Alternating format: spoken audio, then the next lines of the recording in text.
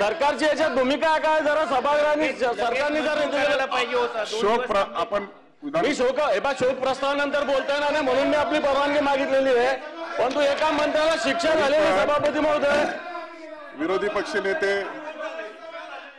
आपण जो प्रस्ताव मांडला आहे ते विधानसभेत आपण जी काही सूचना किंवा जी काही इन्फॉर्मेशन आपण सभागृहाला ज्ञात करून देत आहात ते सन्माननीय सदस्य आणि मंत्री खालच्या सभागृहाचे आहेत, तो विषय खालच्या सभागृहात येईल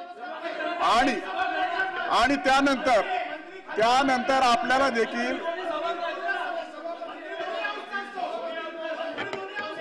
दोन्ही हाऊसचा मंत्री असतो, परंतु सदस्य खालच्या सभागृहाचे असल्या कारणाने आपल्याला हा विषय दुसऱ्या आयुधाच्या मार्फत देखील मांडता येईल। सभागृहाचे नेते उपस्थित आहेत।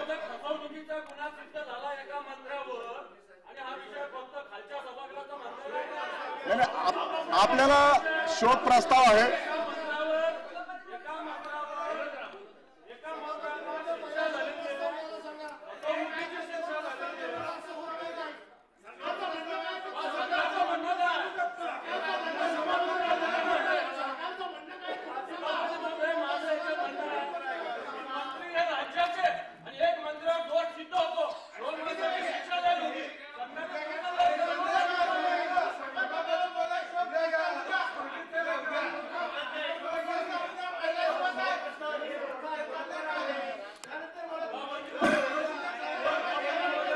मला वाटतं माननीय विरोधी पक्षनेते मला असं वाटतं की शोक प्रस्ताव आहे आणि शोक प्रस्तावामध्ये देशाचे पंतप्रधान माननीय मनमोहन सिंगच्या संदर्भात आणि आपले सभागृहाचे सदस्य आहेत।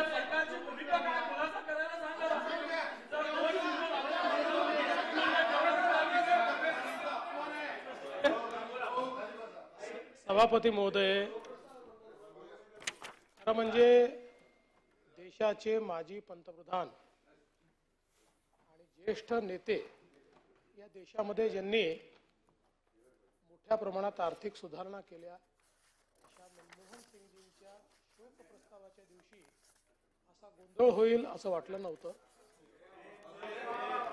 तथापि माननीय विरोधी पक्षनेत्याला मी एवढं सांगू इच्छितो की आपण मंत्री महोदयांच्या संदर्भात जे मांडता आहात त्या संदर्भात कोर्टाने सुनावणी पूर्ण केलेली आहे आणि क्लोज फॉर ऑर्डर ठेवलेला आहे। त्यांची ऑर्डर आल्यानंतर त्याच्यावर निर्णय सभागृह किंवा राज्यपाल घेतील।